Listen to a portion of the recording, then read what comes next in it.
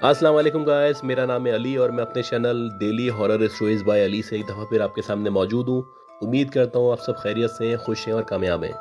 तो प्लीज़ जिन लोगों ने अब तक मेरे चैनल को सब्सक्राइब नहीं किया वो इसको सब्सक्राइब कर लें। जिन लोगों ने सब्सक्राइब कर लिया है वो इसको शेयर करें प्लीज़। और हमेशा की तरह अपना व्हाट्सएप नंबर मैं आपसे शेयर कर रहा हूँ, ईमेल एड्रेस शेयर कर रहा हूँ। अगर अपनी स्टोरीज़ को आप सेंड करना चाहते हैं तो बिल्कुल करें, यू आर वेलकम। अगर वॉइस की सूरत में भेजेंगे तो बहुत अच्छा होगा। और आप लोगों का बहुत बहुत शुक्रिया कि आप लोग मेरी जो भी वीडियोज़ हैं उनको पसंद करते हैं, और अल्लाह का शुक्र है कि सब्सक्राइबर्स में भी इजाफा हुआ है और व्यूज़ में भी इजाफा हो रहा है दिन ब दिन। और इसी तरह आप लोगों को हमेशा मेरे साथ रहना है, इंटैक्ट रहना है और कहीं जाना नहीं है आप लोगों को। तो गाइस अब चलते हैं अपनी पहली स्टोरी की तरफ, और ये बहुत ही ख़तरनाक स्टोरी है और ये हमें भेजी है मिस आयशा ख़ान ने। ये बताती हैं कि मैं कराची में रिहाइश पजीर हूँ और जो मेरे चचा हैं उनकी फैमिली जो है वो पुराना गोलीमार जो है वहाँ पे रहती है। खैर मैडम ये बताती हैं कि इनके जो चचा का जो घर है जहाँ पे मौजूद हैं अभी इस वक्त, वहाँ पे इस तरह के वाक़यात पेश आते हैं कि अक्सर इन लोगों को गुमान होता है कि वहाँ पे इनके अलावा भी कोई एंटिटी मौजूद है। खैर ये बताती हैं कि इसी तरह एक दावत थी और मैं और मेरी फैमिली उनके घर में गए हुए थे। और उनका घर जो है वो एक बड़ा सा घर है, और वहाँ पे जो है एक जैसे पुराना ब्रिटिश टाइप का जो घर होता है इस तरह का घर बना हुआ है, और वहाँ पे स्टेयर्स हैं और उसके नीचे फिर अंडरग्राउंड जो है वो भी घर मौजूद है, यानी कि बहुत पुराना सा एक घर बना हुआ है। अब ये बताती हैं कि हम लोग वहाँ पे सब दावत में बिज़ी थे और सब खाना खाने में लगे हुए थे। क्योंकि मैंने खाना थोड़ी देर पहले ही खा लिया था तो मुझे भूख नहीं लग रही थी।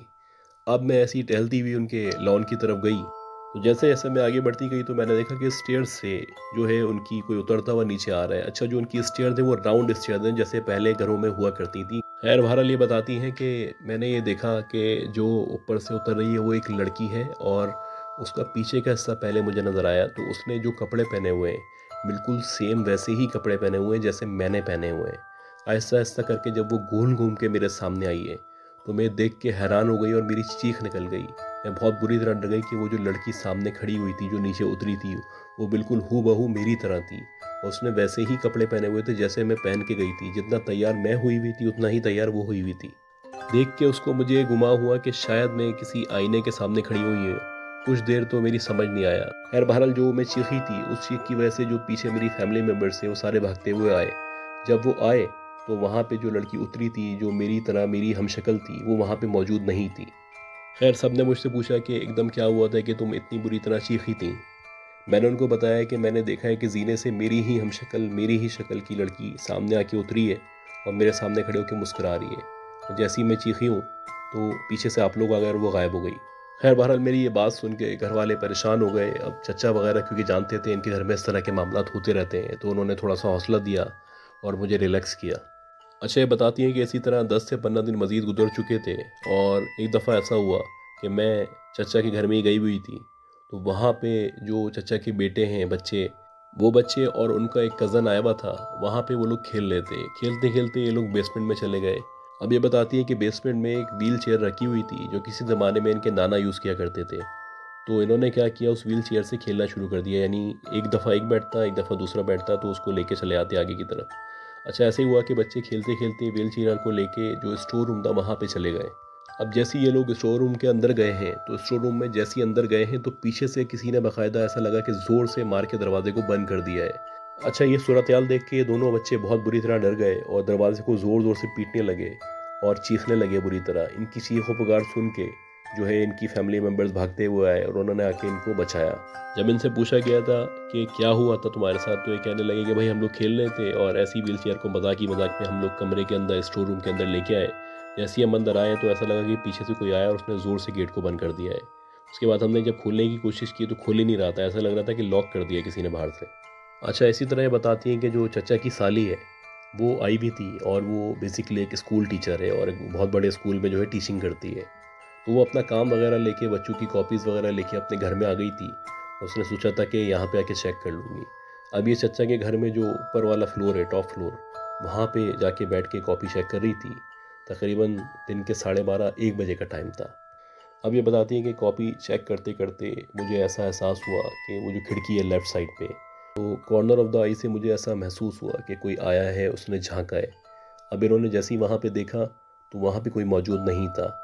अब इन्हें थोड़ी देर बाद दोबारा ऐसा एहसास हुआ कि कोई आके बाकायदा खड़ा हो गया है। लेकिन ये बताती हैं कि उन्होंने अपना फ़ोकस जो है वो कॉपी के ऊपर रखा, मुसलसल उस कॉपी पे देखती रहीं और बाकायदा जब इनको यकीन हो चला कि कोई चलता हुआ अब इनके करीब आ रहा है, तो जैसे ही इन्होंने लेफ़्ट साइड पे देखा तो ये बताती है कि वहाँ पे एक बच्चा मौजूद था जिसका कलर बहुत ज़्यादा वाइट था। यानी ये बताती है कि इस तरह का वाइट कलर था जैसे कि आमतौर पे दूध का कलर हुआ करता है। उसको देख के मेरी एकदम चीख निकली और वो मुझे देख के मुस्कुराने लगा। खैर मैंने आयतल कुर्सी पढ़ना शुरू की और जल्दी जल्दी भागती हुई मैं नीचे आ गई। अब जब मैं नीचे पहुंची तो मैंने वापस पलट के ऊपर की तरफ देखा तो मैंने देखा कि वही बच्चा जो मुझे नज़र आया है, वही बच्चा ऊपर खड़ा हुआ है और मुझे देख के मुस्कुरा रहा है और हाथ का इशारा कर रहा है जैसे अल्लाह हाफिज़ कह रहा हो। अच्छा, ये बताती हैं कि इसी तरह ईद का दिन था और हम सब लोग वहाँ पे मौजूद थे और बाकी सब जो फैमिली मेम्बर्स भी हैं वो भी आए हुए थे, क्योंकि ईद पे आपको पता है कि सब गैदर होते हैं एक साथ। तो हम लोग इसी तरह सेलिब्रेट कर रहे थे। ये बताती हैं कि हम लोगों ने प्लान किया कि अब रात का टाइम जैसे ही होगा 9 या 10 बजे का टाइम, तो हम सारे के सारे कज़न्स वगैरह जो भी हैं वो निकलेंगे, बाहर चलेंगे और थोड़ा आइसक्रीम वगैरह खा के आएंगे और इन्जॉय करेंगे जो होता है नॉर्मली आमतौर पे। खैर ये बताती हैं कि इसी तरह हम लोग जो है वो निकलने का प्लान कर चुके थे और सारे के सारे लोग सहन में जमा हो चुके थे। चचा के घर में हम लोग मौजूद थे। अच्छा, अब मैं किसी काम से ऊपर गई, मैंने सोचा कि थोड़ा जाके अपने बाल वगैरह सेट कर लूँ और जो भी मतलब बेहतर तैयारी हो सकती है मैं कर लूँ। तो जब मैं ऊपर पहुंची तो मैंने देखा कि मेरी जो कज़न है वो सामने खड़ी हुई है, वो अपने बाल बना रही है और ज़ाहिर सी बात है मैं उससे बातचीत करती हूँ, मेरी बहुत अच्छी उससे दोस्ती है। तो मैंने उससे पूछा कि भाई तुम अब तक यहाँ पे क्या कर रही हो? बाकी सब लोग नीचे जमा हो चुके हैं और तुम्हें नीचे होना चाहिए था। खैर मेरी इस बात को सुन के उसने कोई जवाब नहीं दिया, वो अपने बाल ही बनाती रही। उसके बाद मैं दोबारा उसको मैंने कहा कि भाई तुम चलो मेरे साथ, चलो नीचे, मैं रेडी हो चुकी हूँ। जब उसने दोबारा कोई जवाब नहीं दिया तो मैंने सोचा कि पता नहीं किन ख्यालात में क्या इसके दिल में चल रहा है या नाराज़ है, जो भी है। मैं नीचे सीढ़ियों से उतरती हुई गई सहन की तरफ और जैसे ही मैंने सहन में कदम रखा है तो वहाँ पे सारे के सारे कज़न मौजूद थे और जो कज़न मौजूद थे उनमें वो लड़की जिससे मैं अभी ऊपर मिल के आई थी, जो बाल बना रही थी, वो नीचे खड़ी हुई है। उसको देख के मैं हैरान हो गई। मैंने कहा भाई अभी तो तुम ऊपर थी, तुम यहाँ कैसे आ गई? तो वो कहने लगी मैं तो ऊपर गई नहीं हूँ, मैं तो ऑलरेडी तैयार हूँ, मैं तुम्हारा वेट कर रही थी कि तुम लोग आओ तो फिर हम लोग चलते हैं। ये बताती हैं कि फिर हम लोग बाहर चले गए, जो भी हमारा प्रोग्राम था उसके मुताबिक हम लोगों ने वो अटेंड किया और वापस आ गए। अब ये बताती हैं कि जब घर में हम वापस आ चुके थे सारे, तो सारे के सारे लोग जो है वो गेस्ट नॉर्मली चले गए थे और क्योंकि हम लोग बहुत खास थे तो हम लोग तो यहीं रुके हुए थे। अब मैंने सोचा कि मैं चेंज वगैरह करके जो है फिर लेटने की तैयारी करती हूँ, नींद आ रही थी मुझे। तो ये वॉशरूम में गई, वहाँ पे जाके इन्होंने पहले अपना मुंह वगैरह वॉश किया। मुंह वॉश करने के बाद ये बताती हैं कि मैंने जैसे ही शीशे में अपना मुंह देखा है तो जैसे मतलब मैं सामने देख रही हूँ कि शीशे के अंदर मेरी शक्ल नज़र आने के बजाय किसी और लड़की की शक्ल नज़र आ रही है और वो बिल्कुल डिफरेंट है मुझसे, यानी मैं बिल्कुल डिफरेंट हूँ, वो डिफरेंट है। और वो जो लड़की है वो भी बहुत हसीन लड़की है जो सामने नज़र आ रही है। पहले तो मुझे वहम हुआ कि शायद मैं शीशे में नहीं देख रही हूँ, कहीं और देख रही हूँ, लेकिन जब दोबारा मैंने मुँह में पानी डाला और दोबारा शीशे की तरफ देखा तो वो लड़की मुझे देख के मुस्कुराने लगी, वो शीशे में नज़र आ रही थी। ये देख के मैं वहाँ से भागी, चीख मारी मैंने और जल्दी से मैं नीचे आई। अपने चचा को आके मैंने बताया कि भाई ऐसे ऐसे मेरे साथ हो रहा है। खैर चचा ने कहा कि परेशान नहीं हो, आयतुल कुर्सी वगैरह पढ़ो और सब सही हो जाएगा इंशाल्लाह। अब ये बताती हैं कि इसी तरह टाइम गुजरता रहा और मुख्तलिफ वाक़यात इनके साथ होते रहे। जैसे कि एक दिन ऐसा हुआ कि जो मेरी चचा की बेटी है उसकी तबीयत बहुत ज़्यादा ख़राब थी। अब क्योंकि फ़ैमिली में ही डॉक्टर मौजूद हैं तो हम लोगों ने मेडिकल स्टोर से जाके वो दवा ले ली जो हमें डॉक्टर ने बताई थी और दवा लाके जो है इसको दे दी। अब ये बताती है कि इसने टेबल के बीच में जो है वो रखी दवा और उसने सोचा कि पहले कुछ खाना वगैरह खा लेती हूँ, उसके बाद मैं दवा खा लूँगी और कुछ जो सिरप वगैरह वो पी लूँगी। इसी तरह इसने किया कि ये खाना खाने लगी। अब ये बताती है कि खाना खाते खाते एकदम लाइट चली गई। अब जब लाइट चली गई तो ज़ाहिर सी बात है फिर वो बातों में लग गए और बातों से फिर ध्यान ही हट गया कि दवा खानी है। अब ये बताती हैं कि थोड़ी देर ही गुजरी थी कि एकदम से कोई शीशे की चीज़ नीचे गिरने की आवाज़ आई और वो आवाज़ जो आई वो दूसरे कमरे से आई। खैर जब हमने ये सुनी तो हम लोगों ने जो अपना मोबाइल था उसके टॉर्च वगैरह ऑन किए और वहाँ जाके हमने सोचा कि देखते हैं क्या चीज़ गिर गई है, हो सकता है बच्चों ने कोई चीज़ गिरा दी हो। तो ये बताती है कि वहाँ जाके जब हमने देखा तो वो जो दवा की शीशी इसके पास यहाँ पे टेबल पे रखी हुई थी, जो इसने खुद अपने हाथों से रखी थी, वो बराबर वाले कमरे में किसी ने बाकायदा फेंकी है नीचे उठा के और दवा सारी नीचे गिरी हुई है। अच्छा, इसी तरह बताती है जो सबसे अहम वाक़या हुआ जिसके बाद चचा ने वो घर अभी रिसेंट टाइम में छोड़ दिया, वो इस तरह से था कि मुझे अपने जो है कॉलेज जाना था, कोई बहुत ज़रूरी काम था, कुछ डॉक्यूमेंट्स वगैरह जमा कराने थे, फ़ीस जमा करानी थी। अब क्योंकि मैं चचा के यहाँ ज़्यादातर रहा करती थी, तो मेरे चचा ने कहा कि ठीक है, परेशान ना हो, मैं तुम्हें ले जाऊँगा।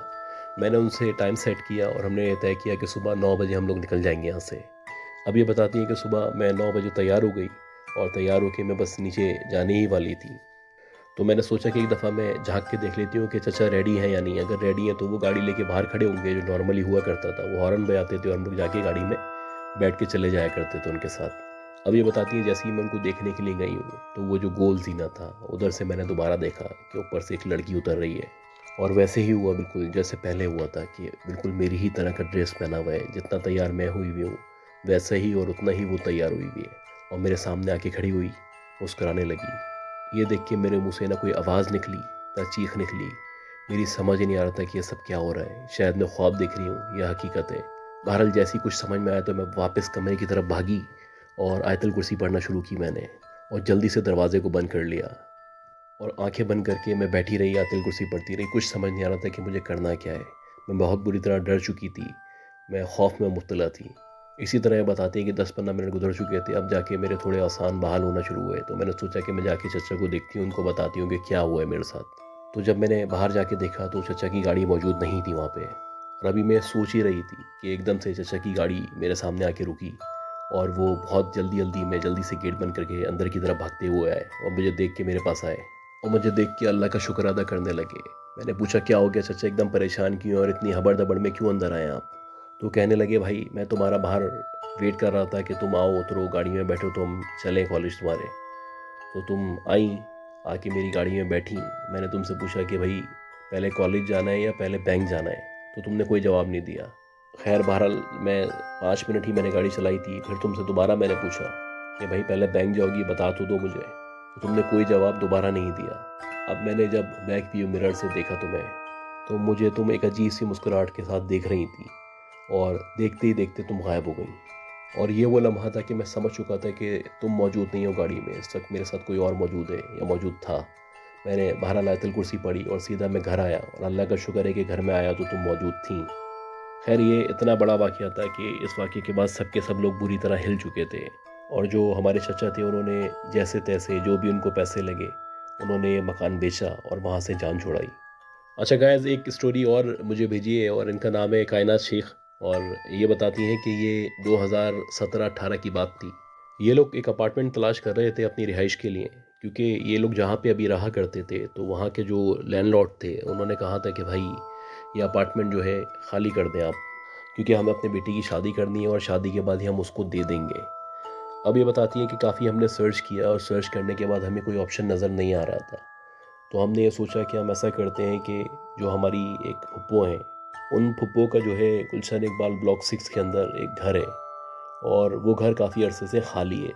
उसकी रीज़न ये है कि जो इनकी फुप्पो है वो शादी के बाद जो है वो बैरून मुल्क चली गई थी, और जो इनके फुप्पा हैं उनकी जो मदर थी उनका भी इंतकाल हो चुका था, तो यहाँ पे लुक आफ्टर करने वाला कोई नहीं था। खैर हम घर की तलाश में थे, हमें फुप्पो ने ऑफ़र किया तो हम लोगों ने बेहतर ये समझा कि हम अभी फ़िलहाल वहीं पे चले आते हैं।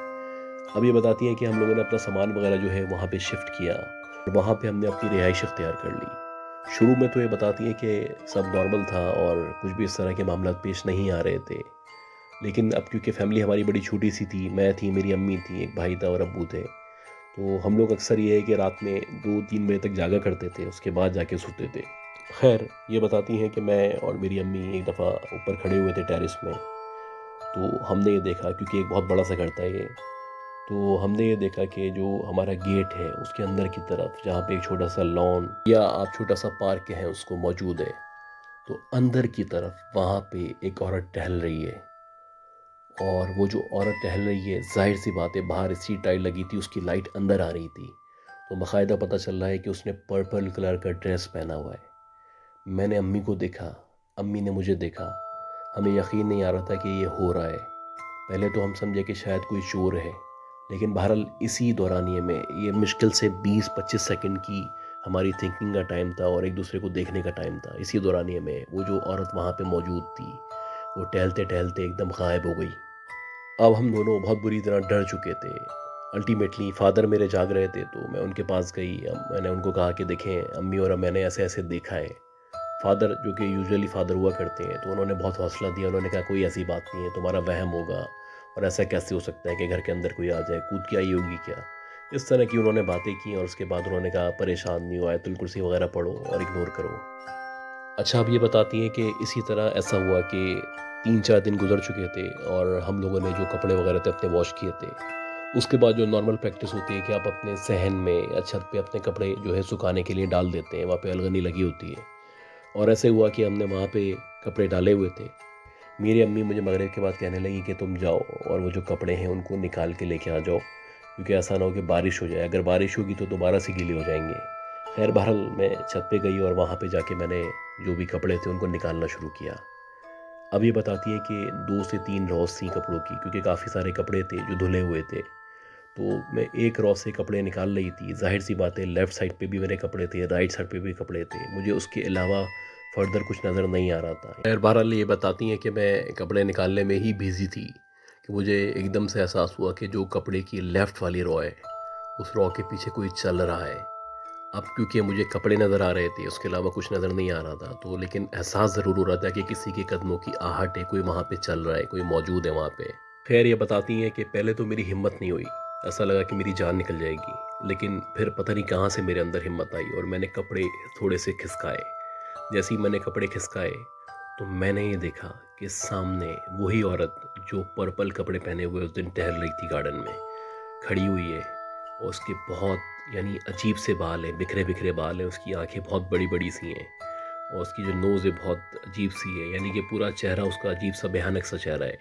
वो खड़ी हुई मुझे देख के मुस्कुरा रही है। जब मैंने ये देखा, मुझे उसके बाद याद नहीं है मैं चीखी हूँ, और उसके बाद मुझे कुछ याद नहीं है। जब मैं उठी तो मेरे करीब मेरे अम्मी अब्बू, मेरा भाई मौजूद था। और जैसे ही मैं होश में आई हूँ, तो मेरी अम्मी अल्लाह का शुक्र अदा करने लगी। उन्होंने मुझ पे आयत वगैरह पढ़ना शुरू कर दी, पानी पिलाना शुरू किया मुझे। उसके बाद मुझे पता चला कि मैं बेहोश हो चुकी थी। खैर बहरहाल ये एक ऐसा वाक़या था जिसने हम लोगों को हिला के रख दिया था। अब क्योंकि हमारे पास ऑप्शन नहीं थे, हम बहुत ईगरली तलाश कर रहे थे कि कोई हमें अपार्टमेंट मिल जाए तो हम वहाँ पे सेटल हो जाएँ। लेकिन जब तक हमें कोई अपार्टमेंट या घर नहीं मिलना था, हमें यहाँ पे ही टाइम गुज़ारना था। बहरहाल जो मेरी मदर थी, वो बहुत परेशान थी, और उन्होंने मुझे ताकीद की थी कि चलते-फिरते, आते-जाते जो भी अज़कार हैं वो करते रहो, आयात का सहारा लो। इसी तरह हम लोगों ने किया कि हम लोग जो भी घर वाले मौजूद थे, क्योंकि हमें यहाँ दिन गुज़ारने थे, तो हम मुसलसल आयत वगैरह लगा दिया करते थे, आयत पढ़ते भी रहते थे। इसके अलावा तिलावत किया करते थे कुरान पाक की। अच्छा, इसी दौरानिए में मेरे अब्बू ने बताया कि एक दफ़ा ऐसा हुआ कि रात के तकरीबन 1 डेढ़ बजे का टाइम था, और अब्बू की आदत थी कि वो रात में लेट नाइट सिगरेट पीते रहते थे। खैर ये टेरेस में ही खड़े हुए थे और गार्डन की तरफ ही देख रहे थे, तो इन्होंने देखा कि 2 बच्चे गार्डन के अंदर आके खेल रहे हैं। और जैसे एक दूसरे को तंग नहीं कर रहे होते, बच्चे शरारतें करते हैं, परेशान करते हैं, तो वो ऐसे एक दूसरे को परेशान कर कर के भाग रहे हैं। एक दूसरे के पीछे भागता है, दूसरा पहले के पीछे भागता है। लेकिन क्योंकि मेरे अब्बू दूर अंदेश थे, तो उन्होंने अंदाज़ा लगा लिया था ये यकीनन इंसान के बच्चे नहीं हैं। उन्होंने आयतुल कुर्सी पढ़ना शुरू की और वापस आ गए, लेट गए। अब ये बताती है कि ये सब कुछ इतना नॉर्मल होने लगा, और इतना नॉर्मल हो गया हम सब के लिए कि अक्सर ऐसा होता कि जैसे हम लोग बैठे हुए हैं, तो हम लोग अगर किचन में मौजूद हैं, तो बराबर वाले कमरे से किसी की बात करने की आवाज़ आ रही है। जब हम वहाँ जाएँ, वहाँ जाके देखें तो कोई मौजूद ना हो। इसी तरह ऐसा हुआ कि हम लोगों ने तय कर लिया था कि हम आयत पढ़ते रहेंगे, और कमरे में जब भी एंटर होंगे या घर में ख़ास तौर पे जब एंटर होंगे तो सलाम करेंगे।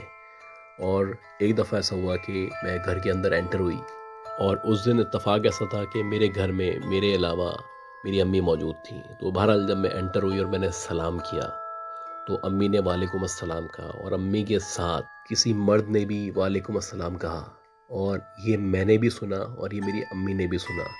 लेकिन क्योंकि हम ये डिसाइड कर चुके थे अब हमें डरना नहीं है, और जब तक का टाइम है वो गुजारना है और आयत का सहारा लेना है, तो हमने यही प्रैक्टिस अपना ली कि घर में आते आते सलाम करते, मुसलसल आयत पढ़ते रहते। अक्सर ऐसा होता कि हमें बाकायदा लगता है कि जैसे बच्चे बातें करते हुए नहीं आ रहे होते स्कूल से या किसी जगह से, इतना शोर करते हैं, तो ऐसे ही होता कि अक्सर सीढ़ियों से कोई उतरता हुआ जा रहा होता है, ऐसा लगता कि 2 बच्चे हैं जो आपस में बातें करते हुए नीचे की तरफ जा रहे हैं। अच्छा, अब ये बताती हैं इसी तरह एक दिन ऐसा हुआ कि हम लोग जो है छत पे मौजूद थे, और लाइट गई हुई थी। तो छत पे जब हम मौजूद थे, तो मेरा भाई था, उसको ज़रूरत महसूस हुई कि वो नीचे जाए वॉशरूम में। तो वॉशरूम जाने के लिए जब नीचे गया, तो वो बताता है कि जैसे ही मैं टेरेस की तरफ आया हूँ तो मैंने देखा कि अम्मी वहाँ पे खड़ी हुई हैं। हालांकि मैं अभी अम्मी के पास से ही आ रहा हूँ, उनको बता के आया हूँ कि मैं नीचे से होके आता हूँ।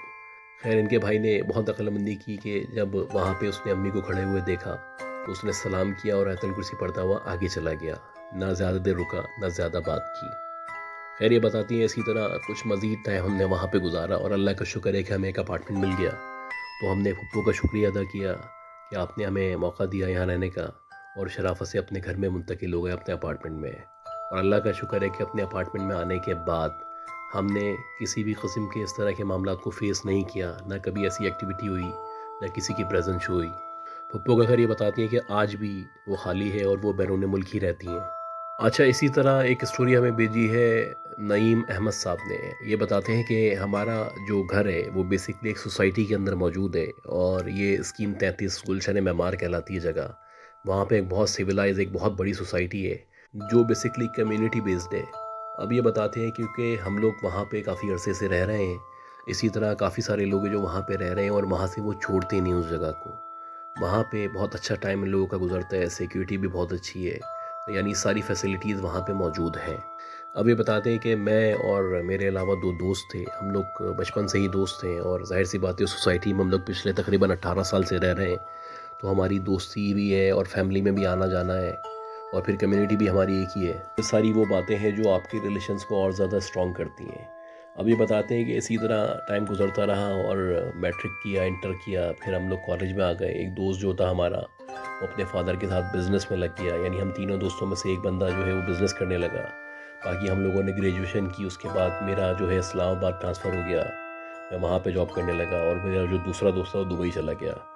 अब ये बताते हैं क्योंकि दोस्ती बहुत पुरानी है, बहुत अरसे से है, तो हम लोग कोशिश करते थे कि कोई इस तरह का टाइम फ्रेम सेट कर लें पिछले 2 सालों के अंदर, कि हम एक स्लॉट हो हमारे पास कि 10-15 दिन है, उसमें हम तीनों साथ होंगे, साथ घूमेंगे फिरेंगे, और जैसे हम लोग शुरू से किया करते थे। ज़ाहिर सी बात है हम बचपन के दोस्त थे, तो मैं भी इसी तरह प्लान कर लेता था कि मैं अपनी जो छुट्टी है वो ले लेता था, तो वे वाला जो था वो भी इस तरह छुट्टियां ले लेता था। यानी हर साल के सर्दियों के सीज़न में हम लोग कोशिश करते थे कि 10 से 15 दिन साथ गुजारें, और ये पिछले 2-3 साल हमने ऐसे ही किया। अब ये बताते हैं कि इसी तरह हम लोगों ने एक प्लान बनाया कि जो नवंबर का एंड है या दिसंबर का शुरू है उसमें हम लोग सारे एक साथ होंगे, ताकि एक साथ 15-20 दिन स्पेंड कर सकें, और फिर दोबारा सब अपने अपने कामों में लग जाएंगे। तो ऐसे ही प्लान के मुताबिक हम लोगों ने जो है दिसंबर 2 को फिर हम लोगों ने तय किया कि हम लोग मिलेंगे, और उसके बाद जो है फिर फर्दर देखेंगे किस तरह एंजॉय करना है, किस तरह ये 15-20 दिन गुजारना है। तो यही बताते हैं कि इसी तरह हम लोगों ने प्लान किया कि हम लोग जो है हाईवे से फिर निकलेंगे, और जितना आगे तक हो सका तो हम चलेंगे, भले वो हैदराबाद आ जाए, सक्खर आ जाए, और आगे मतलब जितना जा सके हम चलेंगे ना। खैर बहरहाल इसी तरह हुआ कि फिर ये सब गैदर हुए और फिर इन्होंने जाने की तैयारी की, अपने बैग वगैरह पैक किए। अब इनको पता था कि जितना आगे तक हमारा दिल चाहेगा हम जाते चले जाएंगे, हो सकता है हम इस्लामाबाद तक भी चले जाएं। अब ये बताते हैं कि हम लोग अभी हाईवे से निकले ही थे और बहरिया टाउन से आगे आए थे, हैदराबाद से दूर थे। तो हमने ये देखा कि रास्ते में लेफ़्ट साइड पे 3 लड़कियां हैं जो खड़ी हुई हैं। अब ये लेट नाइट का टाइम था, लिहाजा हमारा दिल और दिमाग एक्सेप्ट नहीं कर रहा था कि इतनी हसीन लड़कियां खड़ी हुई हैं बिल्कुल तैयार होकर, ऐसा लग रहा है कि किसी शादी से आ रही हैं। तो उन्होंने हमारी गाड़ी जो आ रही थी, ये क्योंकि एक एसयूवी थी, तो उन्होंने इशारा किया। अच्छा, हम इसी कश्मकश में थे कि रोकें नहीं रोकें, पता नहीं कोई हमारे साथ मसला ना हो जाए, कोई फ्रॉड ना हो, कोई चोर डकैत ना हो इनके पीछे। खैर बहरहाल मेरे दोस्त ने बोला कि रोक दो गाड़ी, ना पूछ लो कि क्या मसला है, क्या चाहती हैं लोग। खैर हमने गाड़ी रोकी और रोका, तो वो जो 3 लड़की थी वो उनमें से 2 लड़कियां वहीं खड़ी रहीं, और एक लड़की आई हमारे पास। उसने बोला कि भाई मुझे ज़रा आगे तक जाना है, ये मेरी फ्रेंड है, मुझे छोड़ने आई है, मैं एक शादी से आ रही हूँ, अगर आप बुरा ना माने थोड़ा आगे तक छोड़ दीजिएगा। खैर हम एक दूसरे को देखने लगे, तो जो पीछे मेरा दोस्त बैठा हुआ था उसने कहा जी आप आ जाएं। उसने इतना जल्दी, इतना सडन डिसीजन लिया कि हमसे मशवरा ही नहीं किया। ये बताते हैं कि जैसे ही मेरे दोस्त ने बोला कि आके बैठ जाएं, तो वो फ़ौरन से अंदर आके बैठ गई।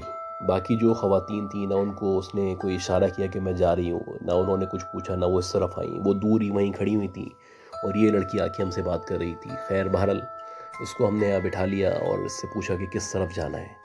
तो उसने कहा कि बस ये शहर से थोड़ा पहले उल्टे हाथ पे एक घर आएगा, वहीं पे मुझे उतार दीजिएगा। अब हमें पता है कि ये तो पूरा सुनसान रास्ता था। खैर ऐसा नहीं था कि घर नहीं आते थे, कुछ कच्चे पक्के मकान रास्ते में आया करते थे। अब ये बताते हैं कि मेरा दोस्त पीछे बैठा हुआ था और वो मुसलसल उसको देख रहा था। वो लड़की भी मेरे दोस्त को देख रही थी। वो बोल कुछ नहीं रही थी और हम भी एक अजीब कशमकश का शिकार थे कि पता नहीं क्या चल रहा है, पीछे एक दूसरे को देख रहे हैं लोग। अच्छा, अब हम क्योंकि आपस में जो बात कर रहे थे वो भी हमने रोक दी थी, एक प्राइवेसी ख़त्म हो चुकी थी।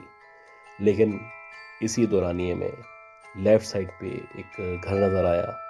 तो वो जो लड़की थी उसने कहा कि गाड़ी आप यहाँ पे रोक दें, मुझे यहाँ पे उतार दें। अब ये बता दें कि मैंने गाड़ी वहाँ रोकी। देखने में बज़ाहिर ये लग रहा था ये घर सालों से, सदियों से खाली है और यहाँ पे कोई नहीं आया है। लेकिन मैंने वो किया जो ये चाहती थी, मैंने वहीं पे गाड़ी रोकी और उसको कहा कि ठीक है, बहुत शुक्रिया आपका। उसने भी शुक्रिया अदा किया।